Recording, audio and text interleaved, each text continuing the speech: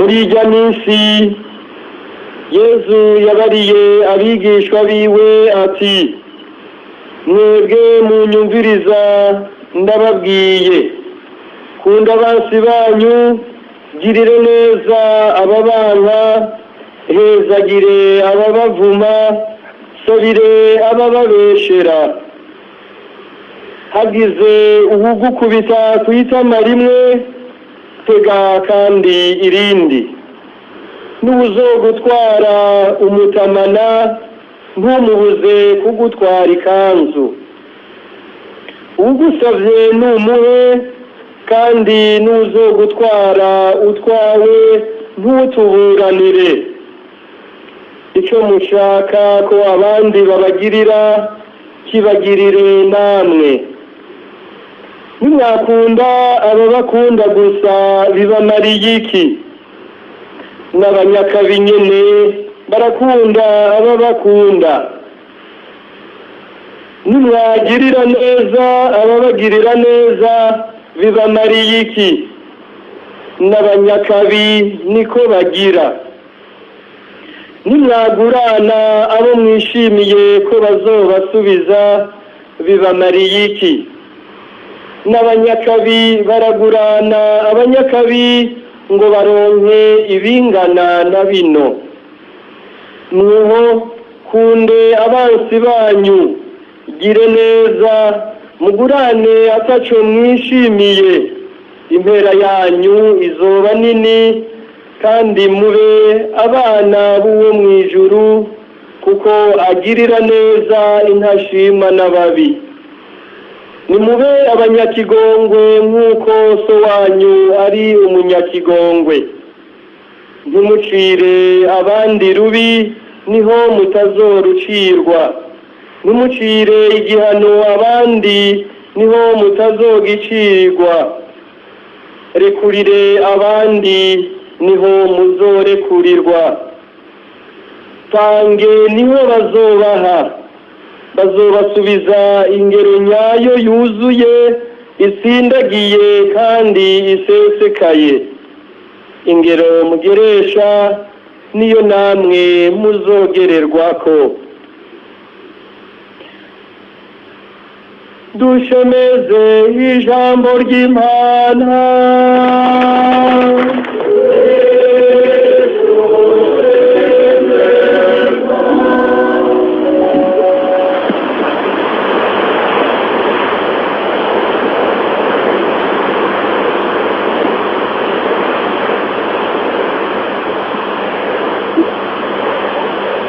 raba nshize imbere yawe ubuzima n'urupfu ndagutegetse gutora ubuzima kugira ngo mwe n'urubyaro rwawe muzoshobore kurambana iteka mu gihugu mwinjiyemwo ndagutegetse gutora ubuzima kugira ngo mwe n'urubyaro rwawe muzorambana iteka mu gihugu mwinjiyemwo bavukanye igihugu cy'uranda cy'Imana ngiyo inyigisho twaramutse tuzirikana kuri uyu munsi aho twibukijwe yuko Imana yadutoreye ubuzima irabeza iduhamagarira kwakira ubwo buzima ikongera kandi ikaduhamagarira kubungabunga kugira ngo dushobore kugumana iteka mu nyonga zayo none aya majambo tuzirikanye haba mu gisomwa cya mbere twakuye mu ibaruwa umutumwa Pawulo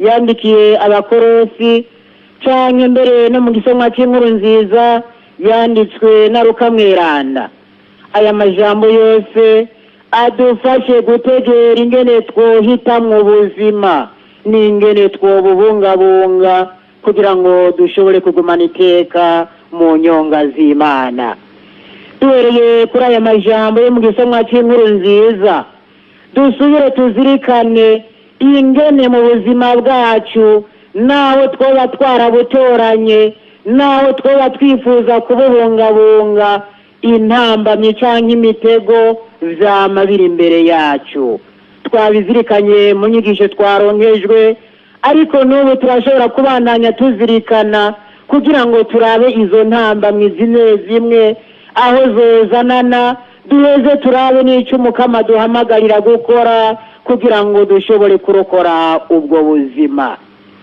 Intambamyi ya mbere ishobora kubangamira ubuzima bwacu n'uwo twita umwansi, uwo kwipfuriza inabi, urondera kukwaka ubuzima kumvo izi na ziriya. Uwo ushobora kubangamira ubuzima bwawe n'uwo agendera kuvuma mu ibarabara aho aciye hose, n'uwo arondera kukuvuga nabi mu bandi, n'uwo arondera kugutwara utwawe, n'uwo agendera kwararaza, n'uwo atarondera kuguha iteka mu bandi. Haba hasigaye kumenya rero none nimba ivyo bishika jewe novyifatamwo gute kugira ngo ngaragaze ko nshaka gutorana ubuzima. Iyindi ntambamyi ikurikira ni intambamyi na twebwe nyene ishobora kutuvako, kuko natwe turashobora kubona twebwe abansi b'ubuzima. Ni mu gihe tudashaka kurekurira abatugiriye nabi, ni mu gihe tudashaka kwakira abandi, ni mu gihe tudashaka kurangwa n'umutima w'urukundo, ni mu gihe turangwa na rya bwirizwa rya kera ritubwira ngo kunda uwugukunda wanka uwukwanka. Tukaba dusanga tugiriye muri rya horihori tukibagira yuko ihorihori rimara umuryango. Aya majambo rero yose tuyakoranije naha Yezu aca tubwira rya bwirizwa rishasha atari ugukunda umugenzi gusa, mugabo ashaka yuko turengera dukunde n'umwansi nyene. Naha tubwira ati mwebwe munyumviriza ndababwiye kunda abansi banyu, girira ineza babanka, hezagira ababavuma, sabira abababeshera. Ati hagize uwugukubita kwitama rimwe tega kandi n'irindi, n'uzogutwara umutamana ntumubuze kugutwara ikanzu, uwugusavye numuhe kandi uzogutwara utwawe ntutuburanire. Ico mushaka ko abandi babagirira nimukibagirire namwe. Bavukanye aya majambo Yezu ariko arayatubwira, nashaka ko tuba abantu b'ibijuju, ariko ashaka yuko muri ubwo bwenge yaduhaye tubukoresha mu kwiyubaha no mu kubaha agateka kari mu bandi, kuko twese twaremanywe agateka kamwe, agateka k'abana b'Imana. Yezu rero akaduhaniza kwihorana, akaduhamagarira kuba abantu barangwa n'imbabazi, abantu barangwa n'umutima w'ikigongwe, abantu basabira abandi, cyane cyane abo baduhama, abo batubeshera, abo twita ngo abanzi. Yezu ashaka ko tubasabira kugira ngo nabo bahinduke, bakire ubuzima kandi ubuzima bw'abana b'Imana. Arashishikara atubwira ati mweho rero kunda abansi banyu, gira neza, mugurana ataco mwishimiye, intera yanyu izoba nini kandi muri abana b'uwo mw'ijuru, kuko agirira neza intashima n'ababi. Ni muri abanyakigongwe nk'uko so wanyu ari umunyakigongwe. Ati ntimucire abandi rubi niho mutazorucirwa, ntimucire igihano abandi niho mutazogicirwa, rekurira abandi niho namwe muzorekurigwa. Barukanye, iyi ni inyifato ivuye kuri umwe wese muri twebwe.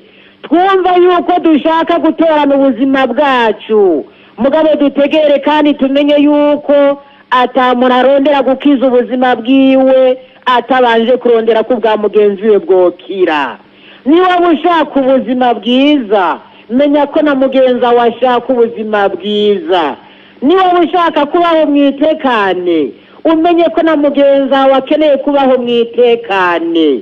Ari nacyo gituma Yezu atubwira ati icyo ushaka ko abandi bakugirira kibagirire nawe. Niba ushaka ko bakugirira imbabazi, nawe nuba umunyembabazi. Niba ushaka ko abandi bakubaha, banza nawe ububahe, kuko Yezu aratubwira ati iteka n'impanuro nivyo. Iri ni jambo twozirikana, niri twakuye mu gisomwa ca mbere. Pawulo mweranda asa n'utwereka yuko muri izo ntambamyi z'ubuzima bimwe bimwe bishobora kuva kuri kamere yacu, aho umuntu ashobora gutwarwa n'umutima w'ubwishime tugasanga turiko turonona iteka twatewe, aho umuntu ashobora gusanga ariko araterwa n'umutima w'ishari, umutima w'ishavu, tugasanga bwa buzima bwacu buriko burononekara muri twebwe, tugatitura agateka Imana yaduteye, tukaba abantu buzuye ishari muri twebwe, aho n'abatubona bose baduhunga, tugasanga ya miryango bwa bucuti Imana yaturemana igaheza igashima ko tubukomeza muri twebwe, turiko turabutitura kubera twanka kwakirana, tukanka guhanurana, tukanka kuremeshanya, tugasanga twacitse nk'udukoko, agakoko kamwe kamwe kose karondera ubuzima bwako mugabo kabanje gusimbira ku bundi. Ni naco gituma Pawulo mweranda asa n'ubanza gushima ingene twakiriye ubwo buzima, asa n'ubanza kudukengurukira dukeza, aha tubwira ati mwebwe rero ntore z'Imana, mwebwe beranda n'abakunzi bayo. Mu kuvuga ayo majambo akatwereka vy'ukuri yuko tutari muri twa dukoko two mw'ishamba, mugabo turi abantu twamaze kuzirikana iteka twatewe, twamaze kwakira ubweranda Yezu yatuzaniye, twamaze kuba abakunzi b'Imana. Mugabo kugira ngo dushobore kubungabunga no kuzigama ubwo bweranda, Pawulo mweranda araheza akatubwira ati nimugira umutima w'ikigongwe, umutima ukunda abandi, umutima wicisha bugufi, umutima utekereza wiyumanganya. Aya majambo Pawulo mweranda mu kuyandikira Abakorosi agomba yuko bogaruka mw'iteka ry'abana b'Imana. Ni nayo majambo natwe rero atubwira, kuko mu gihe tutogira umutima w'ikigongwe duca dusanga twabaye bwa bukoko burondera kwihorana, maze tuce twibukana rya jambo nyene Yezu yama tubwira ati nimutarekurira abandi bimwe bivuye ku mutima, ati na so wanyu wo mw'ijuru ntazobarekurira. Pawulo mweranda kandi akavuga ati umutima ukunda abandi.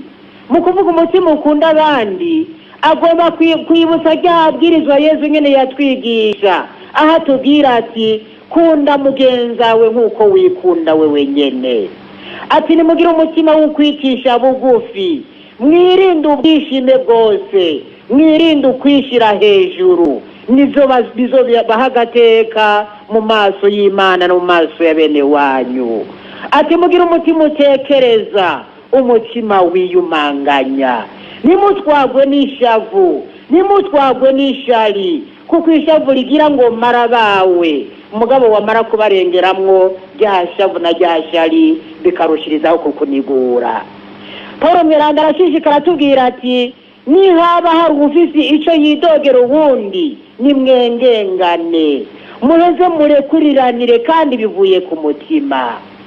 Bavukanyi, aya majambo yuzuye impanuro ya Pawulo mweranda nuko natwe yotubera nk'urumuri, atubera umuco, haba mu miryango yacu, haba aho dukorera, haba aho tugendera no mu bo tugendana.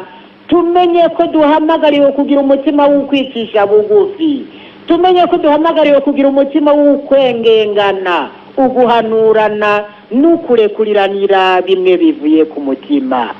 Ati ijambo rya Kristu niribashike ku nyota, ati igisigaye mwamana umutima w'ubwitonzi, mwame muhanurana, muririmbira Imana n'umushaha wanyu wose, muyikengurukire mu mazaburi, mu ndirimbo, mu mvyino nyeranda. Ivyo muvuga canke ivyo mukora vyose murame mubigira ku izina ry'umukama wacu Yezu Kristu, mumwiheke ko mu kumukengurukira bimwe bivuye ku mutima, mukengurukira Imana umuvyeyi wacu. Agaheza Pawulo mweranda akatubwira ati ivyo vyose naho mwobikora, inyigisho nziza zose naho mwozivuga, amajambo meza yuzuye ubuntu yose naho mwoyavuga, ati ikiruta ikindi muri ibyo byose ni mwama n'umutima w'urukundo, kuko mu mutima w'urukundo nta shari ribamwo, nta nziga ibamwo, nta kwihorana bibamwo, mugabo byose birondera ishaka ry'Imana. None bavukanyi, umukama yaramutse atwibutsa yuko twahamagariwe gutorana ubuzima. None rero tureke gutakaza ubuzima mu bitaja ntibize, tureke gutakaza ubuzima kubera ubujuju canke ugutwagwa n'ibishobisho vy'ivyo tubona ngaha ku isi, twibaza ngo vyotunezereza, vyoturyohera, vyoduha akanyamuneza. Ariko nyabuna twige kubungabunga no mu bihe bigoye nyene, twige kurwana intambara nyeranda kugira ngo dukingire ubuzima bwacu. Ishavu n'iryadutsinda dusaba umukama kugira ngo natwe turitsinde, kugira ngo bwa buzima tububungabunge. Nihaza abatwifuriza inabi, nihaza abaturonderera inabi, twige kubasabira kugira ngo nabo bahinduke, bagaruke mu buzima bw'Imana, ubuzima bwuzuye ubuntu, ubuzima bweranda, ubuzima buvuye ku Mana. None tubandanye dusabiranira, maze ngo ubu buzima twarondeye, ubuzima twacunguriwe muri Yezu Kristu, tubukoreshe mu kuninahaza Imana mu mazaburi. Uyu mubiri wacu Imana yaduhaye kandi yaturokoreye, tuwukoreshe mu kwama dukenguruka, mu kwama turondera kuyitambira, dukoresha amazaburi n'imvyino mu kwivuga amazina, twama turondera kuyikengurukira, kuko ariyo dukesha vyose, ariyo dukesha ubuzima, ariyo kandi dukeshaho uburaro n'uburamuko. Tubandanye rero dusaba umukama kugira ngo ashishikare kutumurikira, maze mu miryango yacu, mu buzima bwacu bwa misi yose, aho dukorera n'aho tugendera, turondere ko ishaka ry'Imana ryoranguka. Nibibe nk'uko twebwe tubishaka, ariko umukama wenyene we yadutoye akongera akadutorera ubuzima bwiza, aduhe kwama tumuninahaza kandi twame dukenguruka mu kwama tumukurira ubwatsi. Tuvuge rero nka Pawulo mweranda ati, amahoro ya Kristo nabe muri mwebwe, vyongeye ayo mahoro niyo mwahamagariwe gusangira mu mubiri umwe, maze mwame mukengurukana ntaryo, mu izina ry'umukama wacu Yezu Kristo. Amen. Ku izina rya Data n'irya Mwana n'irya Mutima mweranda. Amen.